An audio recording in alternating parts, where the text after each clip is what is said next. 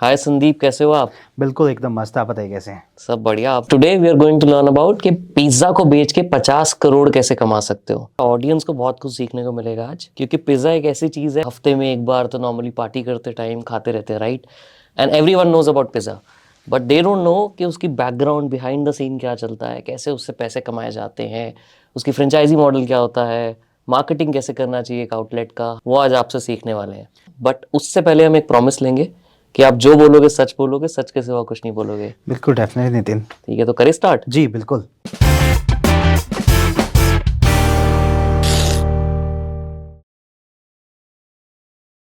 Everyone knows about pizza. हम लोग सब जाते तो हैं पिज्जा खाने, बट बिहाइंड द स्टोरी, उसके बैकग्राउंड में क्या चलता है, वो आज आपसे सीखने वाले हैं। हाँ बिल्कुल, इसकी बहुत अलग अलग इसको सेगमेंट में हम लोग इसको डिवाइड कर सकते हैं। कहने की चीज़ जैसे पिज़्ज़ा, हम्म। पी और जा, मतलब पीने के नाम को, और पिज़्ज़ा और खाना बिल्कुल होता गर्म है, हम्म। अलग ही आइडेंटिफाई करता है। और जैसे आपने बताया कि इसकी हम कैसे इसको मॉडल को रन करते हैं, किस तरीके से होता है, तो अलग अलग सेगमेंट में अलग अलग चीज़ें होती है। बहुत सारी चीज़ें ऐसे होती हैं कि भाई ये एक बहुत बड़ी कंपनियां इस काम को करती हैं, ऐसा नहीं है। या फिर ये इंडिया का फूड नहीं है, ऐसा भी नहीं है। ठीक है, बेसिकली पिज़्ज़ा की जो स्टार्टिंग तो इटली से हुई थी, बट आज के टाइम पे यूएस के बाद सबसे हाईएस्ट सेकंड मार्केट इंडिया है। हम्म। और उस मार्केट के लिए जिसकी पॉपुलेशन अराउंड अब तक 4 या 5% ही इसको खा रही है, और अब भी तकरीबन ये 12,000 करोड़ का बिजनेस है। और करेक्ट। हमारा जो अनुमान है 2030 तक इंडिया की पॉपुलेशन 8 या 9% जब खाएगी तो ये 30,000 करोड़ का बिजनेस होगा। बहुत बड़ी मार्केट है। और उसी के अंदर हम लोगों ने अपना जो किया हुआ है, हम लोग इस पे करे जा रहे हैं। राइट। बट शुरुआत कैसे हुई पिज्जा गलेरिया जो आपका ब्रांड है? अभी कितने आउटलेट्स हो गए उसके? अराउंड अभी 45 के आसपास आउटलेट हैं। 45 आउटलेट्स हो गए। और अभी हमारे जो रनिंग आउटलेट है वो 6 आउटलेट हमारे रनिंग पाइपलाइन में है, जो दिसंबर एंड में और जनवरी के स्टार्टिंग में ओपन हो मतलब जाएंगे। 50 टच कर जाओगे आप, हाफ सेंचुरी हो जाएगी हाफ आपकी। सेंचुरी कंपनी आउटलेट की हो जाएगी। अच्छा। और अगर मैं टोटल आउटलेट्स की बात करूँ तो नंबर 64 का है जो हमारे पास, फ्रेंचाइजी मिला के। इवन फ्रेंचाइजी मॉडल के साथ जो है। समझ गया। बट शुरुआत कैसे हुई पिज्जा गलेरिया की, पहले वो समझते हैं, वहां से फिर जर्नी ये देखेंगे यार बिजनेस मॉडल क्या है उसका। बिल्कुल, एक ये भी इंसिडेंटली था कि हम्म। शुरुआत कैसे हुई, क्या चीज़ है। जब शुरुआत की उससे पहले कभी भी मैंने पिज़्ज़ा नहीं खाया था। और ये जर्नी भी मेरी स्टार्ट हुई थी गोहाना से, जहाँ का मेरा जन्म हुआ। हम्म। और गोहाना एक बिल्कुल स्मॉल टाउन है। वहाँ से जब मैंने आउटलेट फर्स्ट आउटलेट खोला था, और हम रिसेंटली 25 दिसंबर को अपने 8 ईयर कंप्लीट कर रहे हैं। तो वहाँ से जब हमारी शुरुआत हुई, और पिज़्ज़ा जब मैंने फर्स्ट टाइम जब मैंने खाया था तो वो मैंने गुड़गांव खाया था। जब मैं 2014 अक्टूबर के आसपास जॉब कर रहा था। उन्हीं दिनों में जब मैंने फर्स्ट टाइम ट्राई किया था दोस्तों के साथ मिलके, तो मुझे भी बड़ा एक अटपटा सा लगा था कि यार तुम ये गर्म सी रोटी के ऊपर क्या सब्जी वब्जी डाल के और मक्खन वक्खन डाल के दे रहे हो। हाँ। तो कहने को तो अच्छा था, पर उसने एक लत भी लगाई हम्म। कि यार ये खा तो लिया, बट एक अलग सी चीज़ है, मतलब कहते हैं ना कि वो शेर ने खून चख लिया हो, इस तरीके का। वो वैसा ही कुछ इंसिडेंट था। जब वो खा के मैंने सोचा कि यार जब तुम्हें इतना अच्छा लगा है, अगर इस चीज़ को तुम गहाना किसी को खिलाओगे तो मतलब वो तो पागल ही हो जाएंगे। हम्म। कुछ ये था। और जब मैं नौकरी कर रहा था इधर गुड़गांव में एरिक्सन में, तो मन में ये ऐसा था कि क्योंकि मेरा जो बैकग्राउंड था हमारा वो फैमिली बिजनेस का ही था। और ऐसा था कि जॉब के लिए कोई नहीं था, सिर्फ और सिर्फ अगर जॉब थी तो वो भी एक ही थी हमारे घर में, मेरे से बड़े वाले भाई की, वो गवर्नमेंट जॉब में है। तो उसके अलावा प्राइवेट जॉब सेक्टर में किसी का नहीं था, या फिर छोटी मोटी दुकानदारी हम लोग करते थे, फादर की थी। तो वो चीज़ें हमने देखी हुई थी। तो यहीं पे भी जब जॉब करते करते ऐसा ही रहा मेरे साथ कि भाई कुछ अलग करना है, कुछ नया करना है, जॉब से गुजारा नहीं होने वाला। तो 8-9 महीने जॉब के कंप्लीट करके मैं वापसी अपने घर की तरफ चला गया था। तो पेरेंट्स को समझाने की कोशिश की कि भाई हम लोग कैसे बिज़नेस को करूं, या अगर फैमिली बिज़नेस को ज्वाइन करूं तो किस तरीके से करूं। जो फैमिली बिज़नेस था हमारा वो क्रेडिट बेस्ड बिज़नेस था, जो फादर साहब का था बिल्डिंग मटेरियल का, जो फार्मर पे डिपेंड हमें रहना पड़ता था। इस तरीके का हम लोग बिज़नेस कर रहे थे। तो वहीं पे मुझे आइडिया आया कि अगर मैं डेली बेस का और डेली कैश का कोई बिज़नेस करूँ तो वो क्या है। तो फूड का मुझे आइडिया है कि भाई फूड ऐसा बिज़नेस है जिसके अंदर इंसान पहले पैसे देता है और बाद में खाता है, हम्म। क्यूएसआर आउटलेट के अंदर। या फिर ऐसा होता है बिल्कुल नगद, आपने खाया और अपने बिल क्लियर किया और अब गए। तो वो चीज़ें डिसाइड हुई। तो गोहाना के अंदर उन दिनों में मैं R&D हमने किया सर्च कि भाई कौन सा फूड क्या क्या बिक रहा है। तो स्ट्रीट फूड बहुत ज़्यादा था, मतलब चाउमीन वगैरह चाइनीज़ फूड का, बर्गर वगैरह की ये रेंज थी। तो गोहाना में जो गैप था वो पिज़्ज़ा का भी एक गैप था, बर्गर के अच्छे QSR का भी गैप था, और साउथ इंडियन फूड का भी गैप था। तो इन 2-3 फूड को सेगमेंट को हमने सर्च आउट करके, और उसके लिए हमारे वहाँ गोहाना से करीब 35 से 40 किलोमीटर दूर है रोहतक सिटी। वहाँ पे R&D किया कि उन सिटी के अंदर क्या फूड बिक रहा है। तो वहाँ पे जो मैंने आपको 2-3 फूड बताए, बर्गर का, साउथ इंडियन का और पिज़्ज़ा का, इनके लिए आउटलेट फाइंड आउट करते गए कि मद्रासी वाले थे जो वो डोसा वगैरह साउथ इंडियन वगैरह सेल आउट कर रहे थे। बर्गर की काफ़ी सारी रेंज थी कि वो बर्गर किस तरीके से सेल आउट कर रहे हैं। इवन पिज़्ज़ा का तो डोमिनोज था, और फिर 1-2 और प्लेयर थे, उनको फाइंड आउट किया। तो जैसे उन जब फूड का डिसाइड हुआ था, तो उनकी KOT मतलब किचन ऑर्डर टेकिंग जो भी था, उनको फाइंड आउट किया कि कस्टमर का टिकट साइज़ क्या है, एवरेज कितना एवरेज कितना, मनी मतलब वो स्पेंड कितना करता है। बर्न करता है और कितना क्या चीज़ है। तो बर्गर की रेंज में KOT जो निकल के आ रही थी हमारी, वो अराउंड आ रही थी 100 रुपीज़ तक, कि इसने आलू टिक्की बर्गर किया, साथ में फ्रेंच फ्राइज़ ले रहा है, और उसने अगर कोल्ड ड्रिंक भी लिया है, कोई छोटा लिया है, या फिर 250 ml या 300 ml या 500 ml का ले रहा है, तो अराउंड वो 100 तक या 100 के आसपास टच होके इनफ हो जाता था। सेम प्रॉब्लम थी साउथ इंडियन में, उसका टिकट साइज तो बड़ा था, बट मेन फैक्ट था उसके अंदर मैन पावर का, कि जो भी उसके लिए स्टाफ होगा, वर्किंग होगा, वो आपका एक कारीगर बेस होगा जो साउथ साउथ इंडिया से आएगा, और वो पूरी की पूरी टीम आ रही थी। अगर आपका पूरा डोसे का बिजनेस कर रहे हैं तो उसकी पूरी A to Z टीम, अगर इन केस उनसे कोई इंसिडेंट होता है, कोई प्रॉब्लम हो जाती है, वो पूरा पूरा जा रहा था, आपकी डिपेंडेंसी बहुत ज़्यादा है उन पे। कि टोटली उनके ऊपर डिपेंड होके और काम करना पड़ता था। तो वो भी बैकफुट हमने किया। फिर आया पिज़्ज़ा का। पिज़्ज़ा खाया तो था फर्स्ट टाइम इधर, तो कहीं ना कहीं दिमाग में था कि भाई हाँ इस बिज़नेस को करें। तो उन्हीं दोनों में डोमिनोज़ के अंदर हम लोग सर्च करने के लिए गए, कि पूछा कि भाई ये कैसे बिज़नेस करना होता है, क्या है। तो वहाँ के जो भी स्टोर मैनेजर हैं उन्होंने बताया कि सर ये तो हमारा एक कंपनी बेस्ड आउटलेट है, कंपनी कभी भी फ्रेंचाइजी नहीं खोलती, बट हमारी ही एक एम्प्लॉय ने एक ऐसा ऐसा स्टार्टअप किया है, आप एक बार उनसे डिस्कस कर सकते हैं। तो उनसे पूछा कि कहाँ है, तो उन्होंने बताया कि सिला बाईपास के अंदर रोहतक के अंदर है, और ऐसे खोला है। तो उधर चले गए हम लोग। तो वहाँ पे जब देखा तो वाकई में उस बंदे ने बिल्कुल डोमिनोज की तरह, और बहुत ही अच्छा साफ़ सुथरा और बिल्कुल एम्बियंस फ्री उसने आउटलेट बना रखा था। तो उनके काउंटर पे जाके जो बिलिंग कर रहा था लड़का, उससे बात हुई, उससे पूछा कि भाई हम ऐसे ऐसे गोहाना से आए हैं और हमें ऐसा एक आउटलेट, ये दुकान करनी है, तो हम किससे क्या मिल सकते हैं। बोला जी हमारे सर आते हैं, वो वेडनेसडे को आते हैं या फ्राइडे को आते हैं, आप उनसे बात कीजिए और वो आपको बताएंगे। उनसे पूछा कि उनका नंबर वंबर दे दो भाई। बोला जी ऐसे हमें अलाउड नहीं है, हम नंबर वगैरह नहीं दे सकते, आप वेडनेसडे को आना, आपको वो यहीं मिलेंगे, आप उनसे डिस्कस करना। तो मंडे का दिन था, और बाकी 2 दिन जब बचे तो भाई चीज़ मिल गई हमें कि क्या करना है, कैसे करना है, ये तो समझ आ गया, बट किस तरीके से करना है वो नहीं पता था। उसका 2 दिन का जो वेट था ना, उसको भी यूटिलाइज किया, कि रुका तो नहीं गया कि घर गए वापसी, कि दिमाग में वही चीज़ दौड़ रही कि करना है, शुरू गोहाना से करना है, बट कैसे करें। ऐसे करते करते 2-3 फ्रेंचाइजी के बारे में फाइंड आउट किया कि भाई किसके हम फ्रेंचाइजी ले सकते हैं। गूगल पे सर्च किया कि फ्रेंचाइजी, पिज़्ज़ा बिजनेस फ्रेंचाइजी। तो उन्हीं दौरान में एक ब्रांड का नाम आया आगे, कि उनसे भी डिस्कस हुआ। वो महाराष्ट्र बेस्ड कंपनी थी, उनसे डिस्कस हुआ, उन्होंने बताया कि नियर अबाउट आउटलेट आपका अलवर में है, अब वहाँ पे जाके एक बार हमारा ट्राई कीजिए, और ये हमारा फर्दर प्रोसेस रहेगा। और जैसे ही वो चीज़ें हमने पता की, तो फिर उसके बाद गोहाना के अंदर फिर मैंने उसकी R&D की पिज़्ज़ा की, कि पिज़्ज़ा गोहाना में एक्चुअली में बिक कितना रहा है। गोहाना के उन दिनों में कोई फ्रेश डो का पिज़्ज़ा नहीं सेल आउट कर रहा था, टोटली हमारा फ्रोजन पिज़्ज़ा था वो।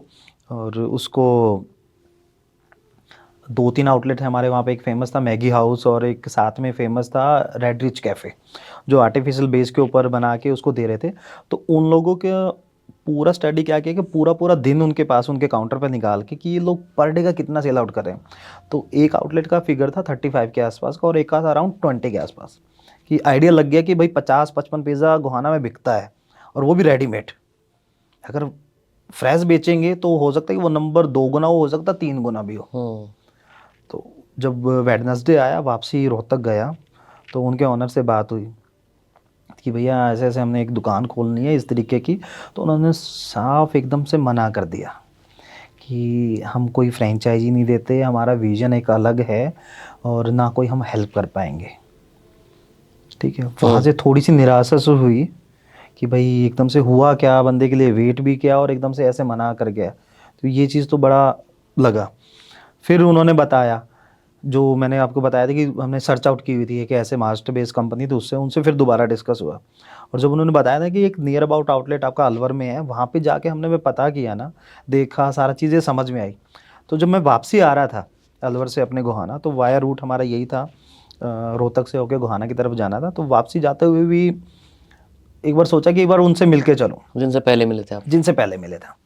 तो जैसे उस दिन मिला था, मेरा लक अच्छा था उस दिन कि उनको मैंने बताया कि ऐसे ऐसे हमने एक ब्रांड के लिए पता किया, उनकी फ्रेंचाइजी के लिए हम लोग एग्री भी हो गए, उन्होंने इतना XYZ हमसे एक अमाउंट का डिसाइड किया। वो अमाउंट सुन के वो एकदम से शॉक्ड हुआ, बोला इससे तो हाफ में मैं दे दूंगा, आपकी हेल्प कर दूंगा, इन द मीन्स कि ब्रांड का नेम नहीं दूंगा बट आपकी पूरी हेल्प करूंगा कि कैसे ब्रांड को रन करना है, आपको किस तरीके से प्रोडक्ट और फूड होना चाहिए, और आप नाम अपने अकॉर्डिंग सजेस्ट कर लो।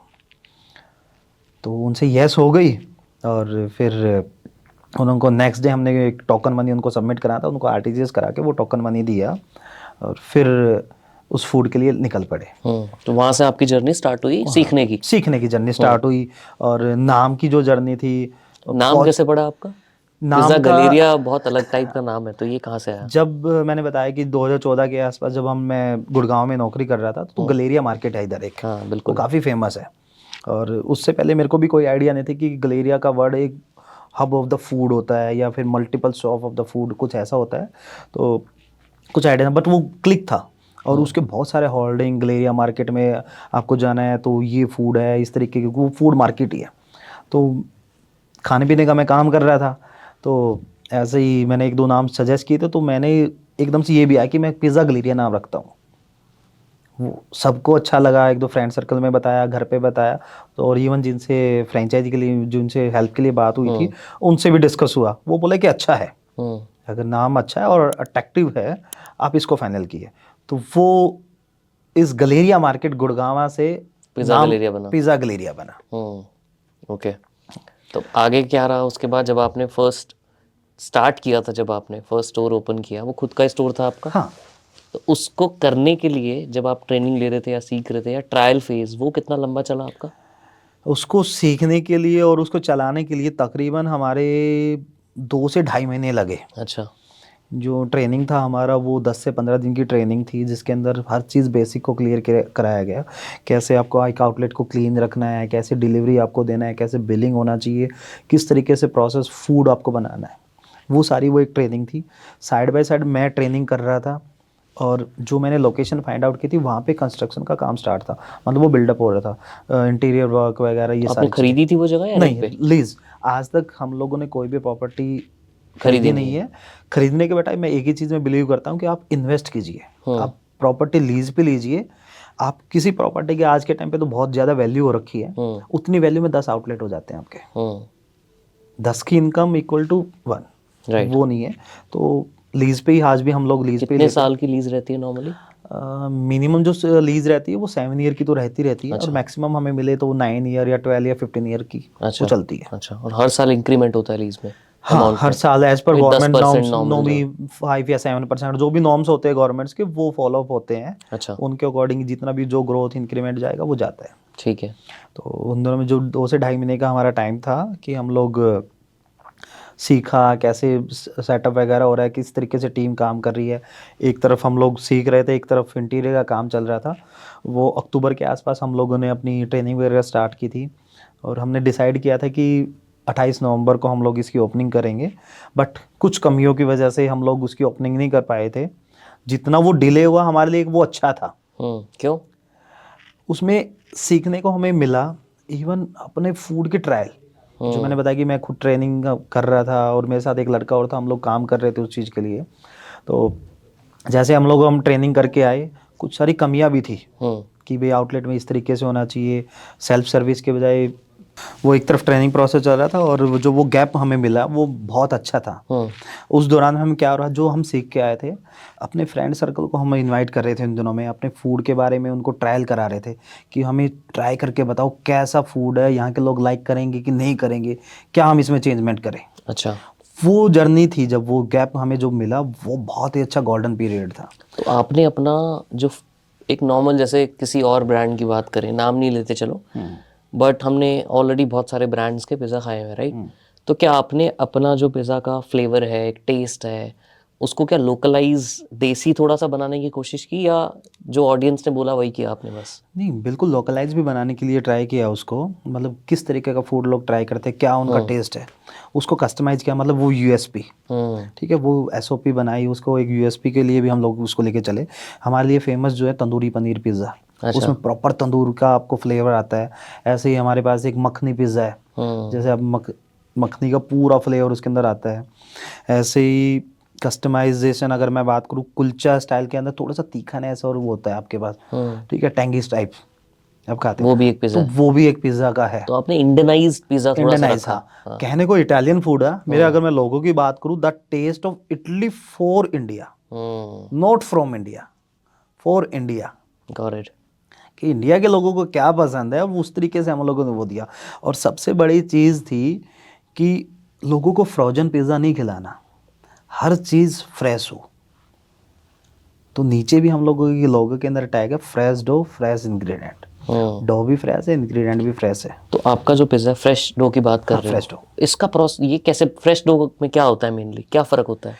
फ्रेश डो में बिल्कुल फ़र्क ये होता है कि आप जो भी डो यूज़ कर रहे हैं वो इंस्टेंट, मतलब आपको 8 या 9 आवर के बीच में यूज़ करना होता है। अच्छा। उसका भी एक प्रोसेस होता है कि आप उसको कैसे केयर कर रहे हैं, उसको रख रहे हैं, उसको किस तरीके से सर्व कर रहे हैं। मतलब जो भी डो बॉल होते हैं, हम डो बॉल को होते हैं, तो उसका एक नॉर्मल क्या क्या सर्टेन बोला आपने? डो? डो बॉल, अच्छा, डो बॉल। डो बॉल, हाँ, ठीक है, जो उसका एक, आटे का गोला कह लो जिसको, हाँ, वही तरीका जी हो जी गया। जी, हाँ अपनी देसी भाषा में बोले तो जो हाँ, रोटी का हम बनाने से लोई पहले। जिसको अपन बोलते हैं, हाँ, अगर राइट बात करें बिल्कुल राइट, देसी भाषा में कहें तो आटे की लोई जिसको बोलते ठीक हैं, है।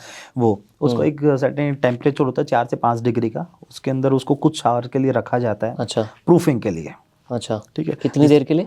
अराउंड 6 से 7 घंटे के लिए, अच्छा। ठीक है। उसके बाद उसको आप प्रॉपर यूज़ कीजिए, उसमें आपको फील होता है बिल्कुल फ्रेश कि आपने कुछ खाया है। आपका एक तो बिल्कुल अटपटा सा नहीं लगता कि क्या खा लिया यार, ओवर बेक्ड था या कुछ नहीं, बिल्कुल सॉफ्टनेस फील होती है।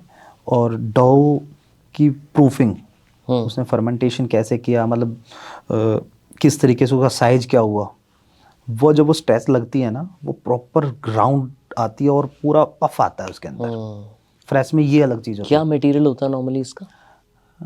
उसमें 70% के आसपास मैदा होता है, कुछ कॉर्न मिल का मिक्स होता है, और इवन जो एसओपी होती है वो एक अलग प्रोसेस की होती है, जिसमें सॉल्ट, शुगर और एक दो इंग्रेडिएंट होते हैं, ओके। उनसे वो प्रोसेस पे बनती है। उसको भी हमने एक अलग से किया, अपने धीरे धीरे उसको हम डेवलप करते रहे कि इसको कैसे क्रिस्पी करें, क्रिस्पी के साथ साथ ये सॉफ्ट कैसे आए, उसके ऊपर भी R&D चलती रहती है।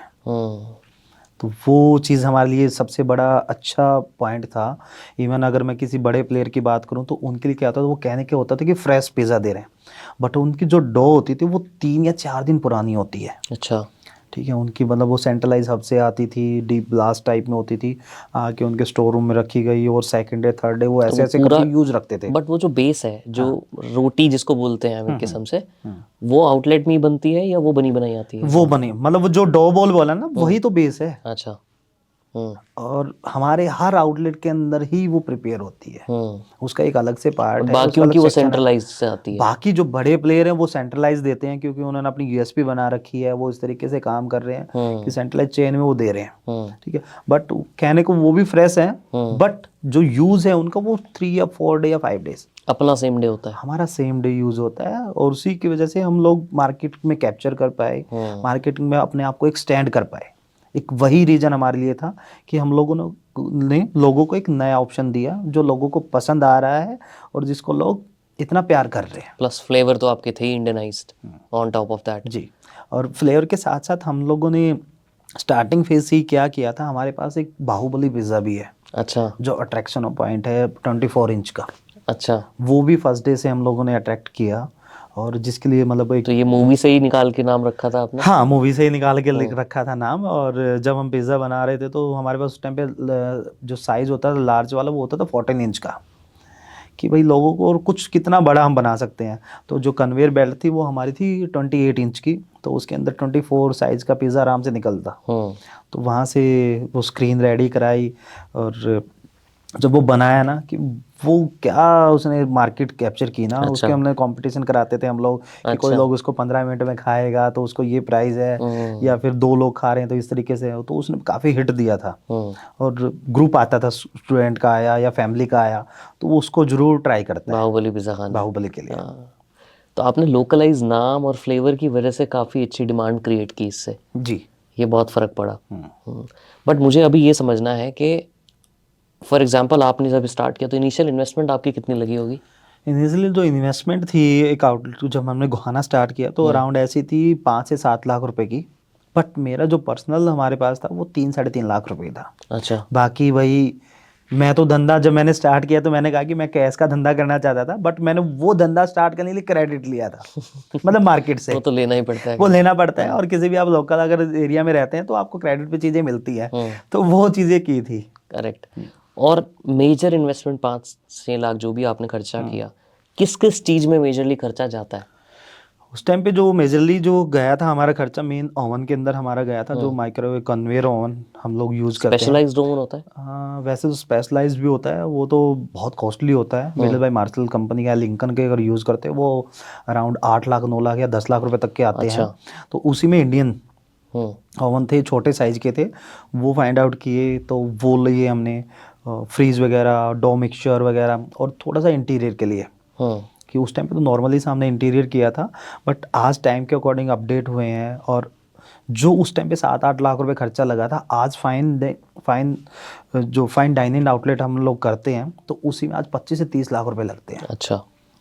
तो सिर्फ सेटअप करने में? सेटअप के लिए फुल सेटअप। उसमें हम लोगों ने क्या किया कि एक प्रॉपर एक ब्रांड बन गया, किस तरीके का आपका थीम होना चाहिए, कैसा आपका साइनेज बोर्ड होना चाहिए, किस तरीके की आपकी वॉल होनी चाहिए, वो धीरे धीरे अपग्रेड करते गए। और आज हमें लगता है कि अब हम लोग मार्केट में एक्सपेंड कर सकते हैं, पूरे पैन इंडिया तक एक्सप्लोर भी कर सकते हैं अपने ब्रांड को। करेक्ट।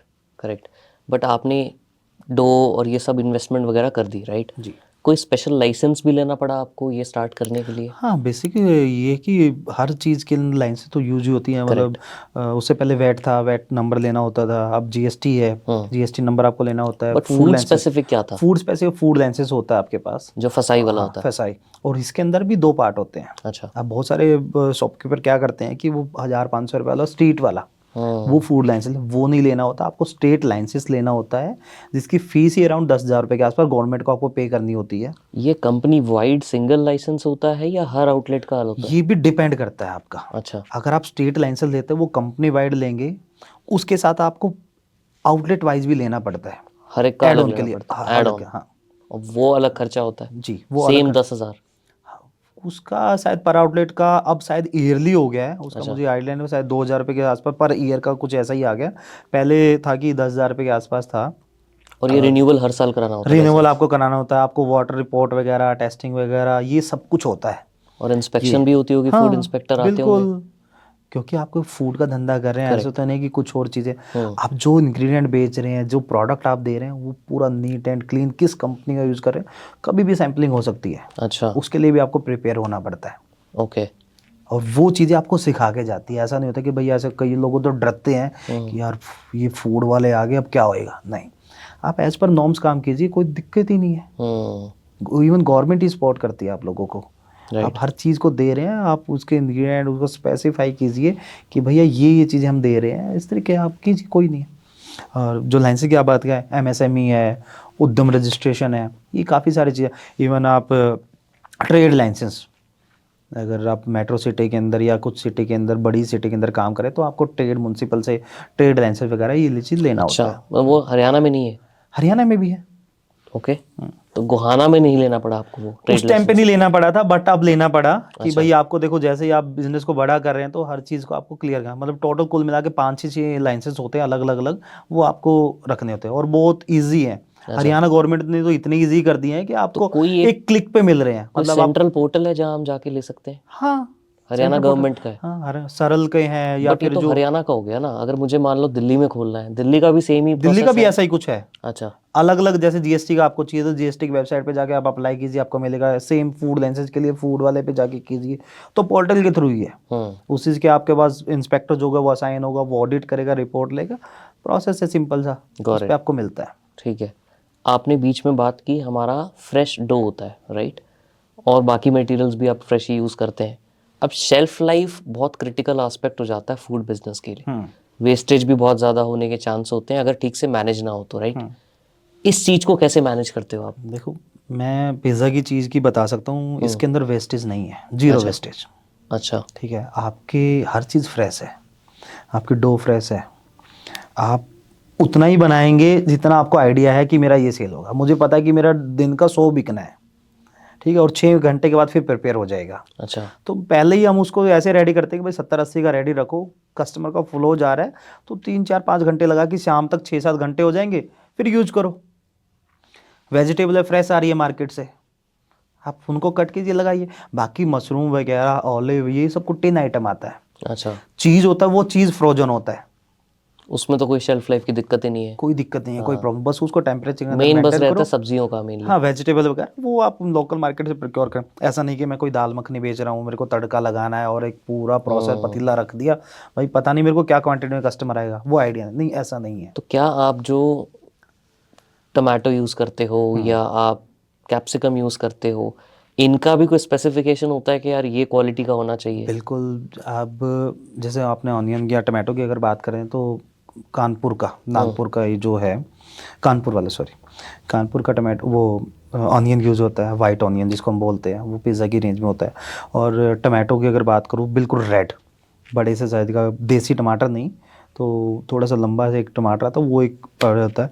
और कैप्सिकम का भी एक साइज होता है कि बिल्कुल छोटा भी ना हो और बिल्कुल बड़ा भी ना हो, तो एक सेंट्रलाइज हो जाता है। अभी तो हम लोगों ने क्या किया कि जितनी भी हम वेजिटेबल वगैरह प्रिक्योर कर रहे हैं ना, सेंट्रलाइज प्रिक्योर करके उसकी कटिंग करा के सप्लाई कर रहे हैं स्टोरों पे डे वाइज। फ्रीज करके? नहीं फ्रीज नहीं करके, फ्रेश ही जा रही है। मतलब मैंने एक जोन डिवाइड कर दिया कि मैं नियर अबाउट को मेरे 3-4 आउटलेट है, 30 किलोमीटर पे है, किसी एक सेंटर पॉइंट पे वो कट हो रही है, प्रिक्योर, वहाँ पे हम डायरेक्ट फार्मर से उसको प्रिक्योर कर रहे हैं। अच्छा। पहले हम बीच में मंडी के थ्रू लेके आते थे, जाते थे कहीं, बट वहाँ से प्रिक्योर का फ़ायदा क्या है, हमने सुबह मॉर्निंग में प्रिक्योर किया, टीम ने रेडी किया, उसको प्रिपेयर करके पैक किया, आउटलेट खुलने से पहले वो पहुँच गया उसके वहाँ पे। अब मान लो डोर वैन जो दिन में कहीं पे एक्स्ट्रा डिमांड आ गई, फिर वो कैसे मैनेज होगा? एक्स्ट्रा डिमांड के लिए क्या होता है कि फिर वही जो हम प्रिक्योर किया हुआ है, साथ में विदाउट कटिंग वाली वो भी देते कुछ ही % हम वो भी देते हैं, ताकि नीड आए उसको कट किया और लगाओ, हो? और अगले दिन यूज़ होगी? उसको ज़्यादा से फ्रीज ज़्यादा में एक दिन का ही रखना? ज़्यादा से ज़्यादा एक दिन। अच्छा। और बाकी जो मटेरियल है उसमें कहीं पे सप्लाई चेन उसको भी सेंट्रलाइज किया है आपने? हाँ बाकी सारी चीज़ को सेंट्रलाइज किया हुआ, इवन पैकेजिंग को लेके, इवन चीज़ का भी है कि किसी ब्रांड से हमने डायरेक्ट किया, तो हमने मुरथल के अंदर अपना एक सेंट्रलाइज हब बना रखा है जहाँ से वो सारा रॉ मटेरियल सप्लाई जाती है। मुरथल में आपका है? हर जगह पे, हर हर एरिया जगह में? से, हाँ। अच्छा। क्योंकि तो वो हाईवे पे हो गया, NH1 पे, इजी रीच है, पंजाब की तरफ जाना है, मतलब चंडीगढ़ तक आउटलेट वो इजी रीच जाएगा। अच्छा, चंडीगढ़ में सामान मुरथल से जाता है? हाँ रोज इवन सुबह? हर आउटलेट पे, इवन भिवाड़ी हमारा राजस्थान में, इधर भी, इवन अमृतसर भी। अच्छा। तो वहीं से रोज वाला जाए? नहीं, हाँ। जो आपने इंग्रेडिएंट की बात, जो टिन आइटम है, सॉस वगैरह है, चीज़ ब्लेंड वगैरह है, मोज़रेला वगैरह, ये चीज़ें। अच्छा, वो आपका जाता है बाकी मुरथल? जो वेजिटेबल वगैरह वो मैंने जो बताया जोन वाइज, अलग अलग आउटलेट के हर अच्छा। 30 किलोमीटर के एक जोन पे, नियर अबाउट पे, जहाँ पे 1 घंटे में पहुंच जाए, रीच करे। समझ गया। ओके। उससे हमारे पास क्या हो जाता है कि तो हमें एक इन्वेंट्री का आइडिया हो जाता है कि हमारे आउटलेट पे कितने इन्वेंट्री गई है, क्या कंजप्शन होने वाला है, वो बीच का कट खत्म हो जाता है। दूसरा एक ये भी तो बेनिफिट है कि सेंट्रली प्रोक्योर कर रहे हो तो सस्ता भी पड़ेगा। डायरेक्ट फार्मर से प्रोक्योर कर रहे हैं, वो और सस्ता भी सस्ता पड़ रहा है और उसका प्रॉफिट फार्मर को जा रहा है, ये सबसे बड़ी चीज़ है हमारे लिए है। करेक्ट। आपका तो काम ही फार्मिंग में था, आपके फादर साहब का, तो वो एक और अच्छा वो एक आपको अच्छी एडवांटेज चीज़, मिला। हाँ, सीखने को मिली, वो एडवांटेज मिला कि भाई अगर हम डायरेक्ट उनके लिए कुछ कर पाएंगे तो बहुत अच्छा है वो, तो बहुत अच्छी और वो बात है। कर भी रहे हैं। इवन हम जो मशरूम भी है हमारे सोनीपत के आसपास, तो काफ़ी हब है ये, और ऐसे 1-2 हमारे फार्मर्स हैं जिनसे हम डायरेक्ट वो पैक कराते हैं उनसे।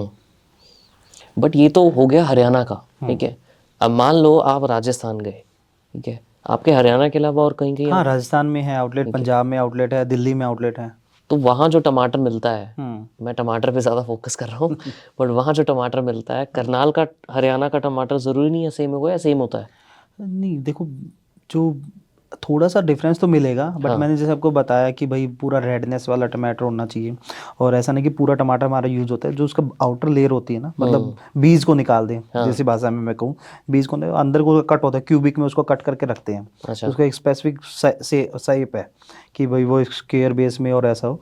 तो वो जब टीम होती है तो उस आसपास की, जैसे राजस्थान की अगर बात करें, राजस्थान वाला हमारा गुड़गांव से जाता है सारा। अच्छा, हम लोग गुड़गांव में प्रिक्योर करते हैं, उधर से गया। जो डेली सामान हाँ, जाता है। आसपास में मंडी से आया या फिर फार्मर से उधर मिल गया तो बेटर है। अगर उनसे भी नहीं मिल रहा तो लास्ट ऑप्शन है फिर इजी डे वगैरह से इनसे प्रिक्योर किया, और क्योंकि वहाँ पे क्वालिटी एश्योर होती है, हमें इजी डे से मिल गया, रिलायंस फ्रेश से मिल गई, तो वहाँ से लेके वो डायरेक्ट भिजवाते हैं। बट इसमें एक ये मेरे को बहुत इंटरेस्टिंग चीज़ पूछनी है कि हमने देखा है सर्दियों में प्राइस बहुत बढ़ जाते हैं, प्याज के अलग ही लेवल पे पहुंच जाते हैं, राइट? उस टाइम पे आपका पिज़्ज़ा का तो प्राइस सेम ही रहता है, तो वो कैसे सीजनैलिटी का जो कॉस्ट पे जो इफेक्ट आता है उसको कैसे मैनेज करते हो? तो इसका एक ही जवाब मैं दूंगा, पेशेंस। अच्छा। ठीक है, आप बिजनेस कर रहे हैं, बिजनेस के अंदर हर चीज़ की पेशेंस होनी चाहिए। अप डाउन आएगा, ऐसा नहीं है कि मार्केट अप हो रही है तो आपने भी अपने प्राइस अप किए, नहीं। कुछ टाइम होता है, कुछ टाइम के बाद आप अपनी प्राइस को धीरे धीरे हाइक करते हो। ऐसा नहीं है कि आज मुझे टमाटो या अनियन मिला 50 रुपये किलो और मैं प्राइस वही बेच रहा हूँ, और फिर उसके बाद 110 रुपये हो गया, तो फिर ऐसा होएगा भैया अब क्या करूँ। नहीं, पेशेंस रखो, तो मार्केट थोड़ा फ्लक्चुएट लॉस होता है, लेना पड़ता है उस टाइम पे। बिल्कुल लेना पड़ता है।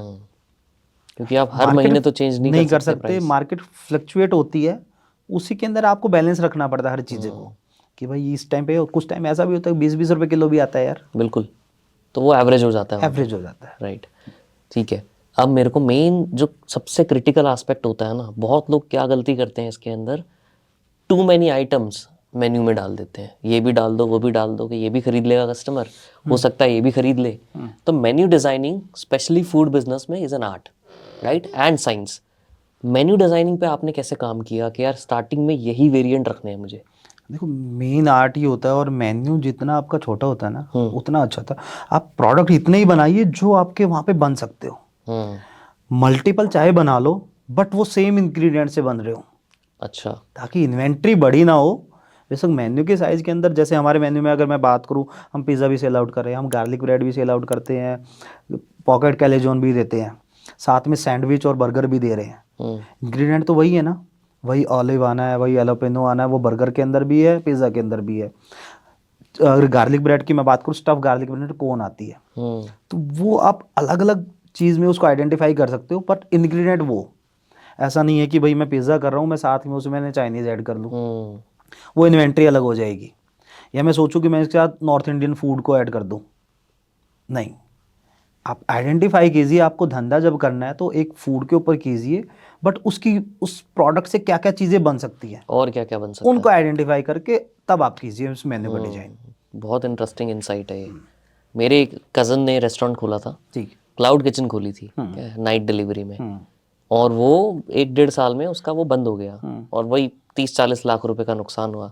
सबसे बड़ी प्रॉब्लम ही उसने ये की थी कि उसने रख दी 150 आइटम्स, नॉर्थ इंडियन भी डाल दिया, चाइनीज़ भी डाल दिया, पिज़्ज़ा, इटालियन सब डाल दिया, और वो ही प्रॉब्लम थी कि सबके इंग्रेडिएंट्स अलग थे, सबके बनाने वाले वर्कर्स और शेफ भी अलग थे, जी। सबके हैसल्स अलग थे, मैनेजमेंट अलग थी, तो वो फेल हुआ ऑब्वियसली एज एक्सपेक्टेड।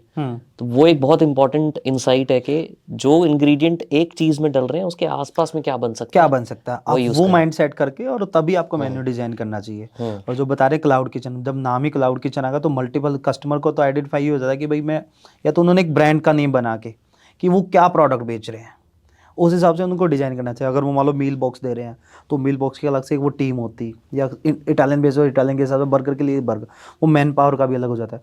और सर्टेन एकदम से क्लाउड किचन के अंदर उनको हो सकता है बल्क में ऑर्डर आ गए, बनाने वाली टीम होगी, वो शॉर्ट होगी, बिल्कुल। इंग्रेडिएंट अलग हो गए, तो कभी भी ऐसा नहीं करना चाहिए। तो मेरी तो ये एडवाइस ही रहेगी, आप स्टार्टिंग करो, कोई भी आउटलेट या रेस्टोरेंट किसी भी चीज़ का कर रहे हो, बट एक फूड को पकड़ो, कोई भी एक चीज़ पकड़ो, कोई भी एक चीज़ पकड़ो और उसको करो।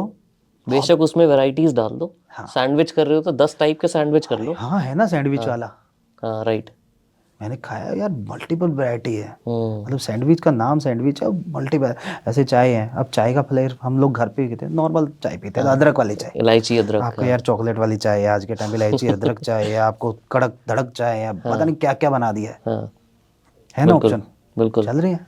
हम्म। बट मेन अब एक और क्वेश्चन ये आ जाता है कि क्वालिटी कंसिस्टेंसी बहुत इंपॉर्टेंट बात होती है फूड के अंदर, खासकर आउटलेट्स के अंदर। जी क्या है नॉर्थ इंडियन फूड के अंदर तो चलो इतना नहीं फर्क पड़ता कि यार दाल मखनी यहाँ खा ली वहाँ खा ली, इतना ज़रा फर्क नहीं पड़ेगा। बट पिज़्ज़ा के अंदर अगर मैं एक आउटलेट पे खा रहा हूँ और मैं राजस्थान में आपके आउटलेट में खा रहा हूँ, तो मेरी एक्सपेक्टेशन ये रहेगी यार वो ही टेस्ट मिलेगा मुझे। वो मैनेजमेंट कैसे की जाती है? वो बिल्कुल हर चीज़ को आपको एश्योर रहना पड़ता है हर चीज़ के अंदर, और वो मैनेज करना भी बड़ा एक टफ टास्क भी होता है। जो मैंने आपको थोड़ी देर पहले बताया कि डो की हैंडलिंग, कि हम कैसे डो को बना रहे हैं, किस तरीके से हैंडलिंग करते हैं, मेन रोल वो होता है। उसके बाद हर चीज़ का पिज़्ज़ा के अंदर हर चीज़ की क्वांटिटी है। अच्छा। अगर पिज़्ज़ा सॉस लगा रहे हो तो कितने ml वो लगनी चाहिए। बट इंसान तो रेगुलर गलती कर सकता है वहाँ पे।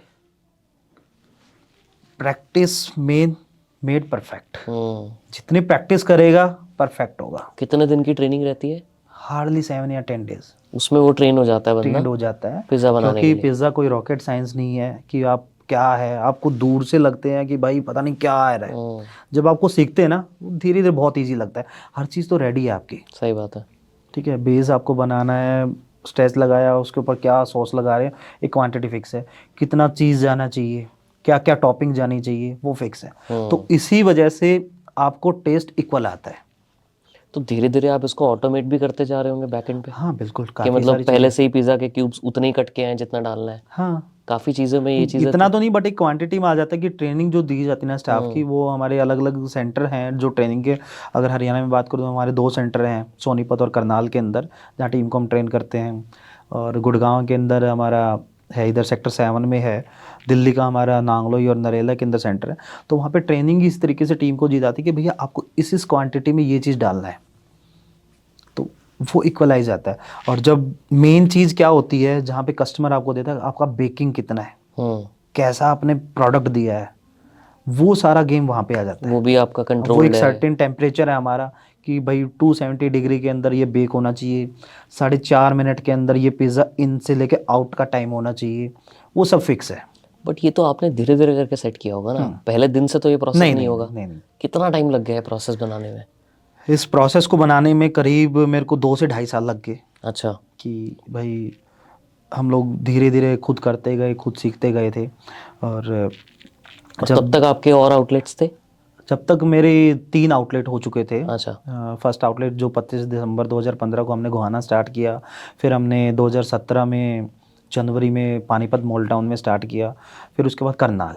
हम्म। जब करनाल का आउटलेट हमने खोला तो वहाँ से हमने चीज़ें सीखी कि अब ये टेस्ट इक्वल कैसे करें, क्या क्या चीज़ें होनी चाहिए, टीम को कैसे हम ट्रेंड करें, उसने हमें सिखाया। और फिर वहाँ से सीखते गए और टीम को सिखाते गए। ठीक है। अब थोड़ा सा समझते हैं एक आउटलेट की कॉस्ट और रनिंग स्ट्रक्चर जो होता है, प्लस आपका नॉर्मल कॉस्ट ऑफ गुड्स जिसको बोल लेते हैं, राइट? मान लीजिए आज मुझे पिज़्ज़ा बिजनेस खोलना है, तो मुझे एक तो इनिशियल इन्वेस्टमेंट होगी, जो आपने बताया कि अगर डाइनिंग करना है तो 25 से 30 लाख के नॉर्मल हो जाता है आज की रेट में। बट सिर्फ टेक अवे करना है तो वो कम होता होगा, 10-15 लाख की रेंज में होता होगा वो, हाँ, 15 से 18 के बीच में। 15 से 18 के बीच में। इसके अलावा और क्या क्या एक्सपेंसेस होते हैं मेरे डे टू डे ऑपरेशंस में? इसके अलावा जो एक्सपेंस, मतलब एक तो फिक्स कॉस्ट हो गया। हाँ। उसके बाद कोई भी अगर आउटलेट कर रहे हैं ना, तो उसको टाइम दे दीजिए। मतलब आपके पास बैकअप होना चाहिए 6 मंथ से लेके 1 ईयर तक का, कि आपके पास उसका रनिंग, मतलब स्टाफ की सैलरी के लिए, आपको रेंट पे अगर जाएंगे ले रहे तो उसके लिए, वो अगर पेशेंस है तो डेफिनेटली आप एक दिन उस पर सक्सेस होते हैं। इसमें मैं आपको एक छोटा सा एग्जांपल देता हूँ। अगर हम आज के टाइम पे क्या हो रखा है कि भाई आइडिया आ गया, करना है, ठीक है, पर वहाँ पे लोग पेशेंस नहीं कर पाते, उसको आइडेंटिफाई नहीं कर पा रहे, कि टाइम नहीं दे पा रहे। मतलब मैंने अगर डिसाइड किया कि भाई मुझे रेस्टोरेंट करना है, बट मैं आगे का नहीं पता, पर मैं बीच में ही हिम्मत हार गया। कोई भी आप धंधा कर रहे हो तो उसको 1-2 साल दो, ठीक है। जब हम कॉलेज जाते थे, हमारा 4 या 5 साल का कोर्स होता था, हमें उसके बाद नहीं पता था कि पास आउट के बाद हम क्या करेंगे, कोई आइडिया नहीं था। बट हमने 4-5 साल दिया, जा रहे थे, आ रहे थे, कर रहे थे, कुछ नहीं आइडिया था। सेम आज के टाइम पे कोई कोचिंग करता है, पता है कि उसे गवर्नमेंट जॉब की प्रिपरेशन कर रही है, end of the day coaching complete हो जाती है, साल 2 साल दिया, सक्सेस नहीं हो पाता। अगर सक्सेस हो गया तो अच्छा है, नहीं हो पाता पर टाइम दिया। सेम बिजनेस के अंदर है, आप बिजनेस के अंदर 1-2 साल दीजिए, उसके सारे फंडामेंटल को क्लियर कीजिए। अगर आप ब्रेक इवन पे भी बिजनेस को रन कर गए ना 2 साल, वो आपका सबसे बड़ा अचीवमेंट है। हमारी मेंटालिटी यही है ना, हम लोग कोचिंग एमबीए में 20-20 50-50 लाख लगा देते हैं, बट बिजनेस में 5 लाख लगाने में भी लोग सोचते हैं वो कि क्या रिस्क करना। लगता है लोगों को, और बिजनेस का नाम ही रिस्क है। आप रिस्क लीजिए, कभी भी किसी आइडिया को सोच के मत छोड़ो यार, उसको करो। हम्म जब उसको करोगे ना तो आपको सीखने को मिलेगा और उसमें डेफिनेटली आप सक्सेस होगे। पहले जब आपके 3 आउटलेट्स थे, ऑन एन एवरेज कितने टाइम में एक आउटलेट प्रॉफिट में आ जाता है? देखो, भगवान का टचवुड रहा है हमारे लिए। जब फर्स्ट आउटलेट मैंने किया गोहाना का, तो हमारा वो सेकंड मंथ से ही प्रॉफिटेबल था, क्योंकि ऑपरेशनल प्रॉफिट। ऑपरेशनल प्रॉफिटेबल था। क्योंकि उस टाइम पे जो मैंने बताया कि फ्रेश डो पिज़्ज़ा वाला कोई नहीं था, पूरे गोहाना को first time fresh dough pizza खिलाने वाला पिज़्ज़ा गलेरिया है। तो उन्होंने हमने खिलाया। तो करनाल के अंदर था, सॉरी उसके बाद हमारा आउटलेट आया पानीपत। पानीपत में हमें 4-5 महीने लगे कि ऑपरेशनल प्रॉफिट के जाने के बाद, और फिर थर्ड आउटलेट जो हमारा करनाल था, उसमें हमें 8-9 महीने लग गए थे। तो क्या रीजन था कि उसमें ज़्यादा टाइम रीजन लगा? क्या था, हमारा जो फर्स्ट रेंट था गोहाना, हमने स्टार्टिंग किया था 10 से 12 हज़ार रुपये वाला रेंट। अच्छा। ठीक है, फिर पानीपत आए हम 25,000 रुपये रेंट पे। हम करनाल वाले रेंट में पानीपत के 3x पे रेंट पे चले गए, 75,000 पर मंथ। 75,000 रुपये के पर रेंट पे चले गए। मैन पावर भी हमने, जहाँ पे हम एक आउटलेट को रनिंग के लिए हमें 7 से 8 बंदों की ज़रूरत होती है, बड़ा आउटलेट करके हमने एकदम से 15-16 बंदों को हायर किया। मतलब एक लिमिट से ज़्यादा, कि बड़ा शहर है और उसके अकॉर्डिंग काम करेंगे। टाइम तो लिया उस आउटलेट ने, और जिस तरीके से हमने सोचा था वो टाइम लगा, बट एक सक्सेस भी मिली। और आज हम प्राउडली कह सकते हैं कि करनाल की सिटी ने, और आप तो करनाल से ही हैं, कि 70% से ज़्यादा लोग, मैं कह सकता हूँ कि पिज़्ज़ा गलेरिया का पिज़्ज़ा जरूर ट्राई किया होगा हम लोगों ने। बिल्कुल, मैंने तो खुद किया, तभी आपको मैंने इनवाइट किया कि इनसे तो बात करनी पड़ेगी। तो अब जैसे देख लो कि आपने अगर ट्राई किया है, तो ऐसे ही बहुत सारे कस्टमर्स हैं हमारे जिन्होंने वेट कराया बट रिजल्ट मिला। वो पेशेंस था। और जिस तरीके जो मैंने बताया कि रेंट का थोड़ा सा आइडिया था, क्योंकि हमारे लिए उसके लिए भी हमारे पास एक थोड़ा सा बैकअप ये था। और उन्हीं दिनों में मेरा को फाउंडर मिला, मेरा स्कूल फ्रेंड ही था ईशान, जिन्होंने मेरी जॉब लगवाई थी, उन्हीं वो मिले। तो वो करनाल के जो पानीपत के आउटलेट से मेरे साथ मिले थे, बट ऑपरेशनली जो फुल फ्लैश कहते हैं वो करनाल के आउटलेट से मेरे साथ वर्किंग में आया था। तो वहाँ से हमने क्या सोचा था कि भैया, या तो कहते हैं ना बाबा, या तो बाबा जेल में या रेल में। ठीक है, वो चीज़ हमारे साथ हुई।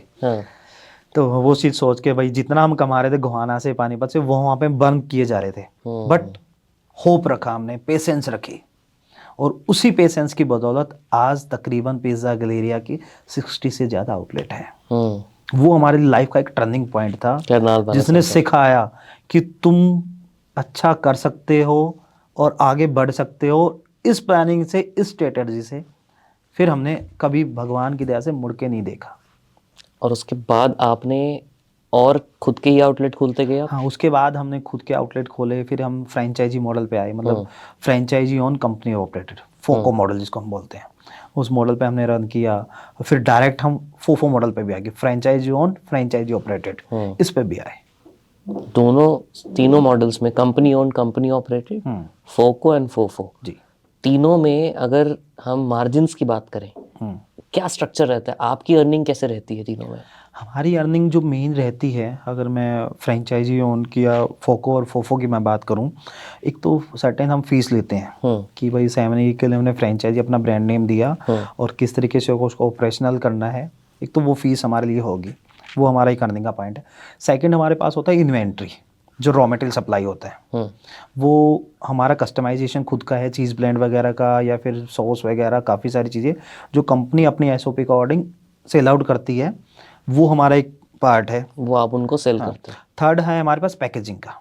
अच्छा, ठीक है, वो भी कंपनी अपना बिल्डअप करती है, अपना बनाती है, और उस पैकेजिंग के वो भी एक कंपनी का टर्नओवर सेल्स का पार्ट हो गया, सेल्स का पार्ट है। हाँ ठीक है। और उसके अलावा आपकी क्या हर सेल पे भी कमीशन होती है? हम लोग जो हमने अभी जो बनाया हुआ है अपना, तो हम लोग आफ्टर ब्रेक इवन, अच्छा।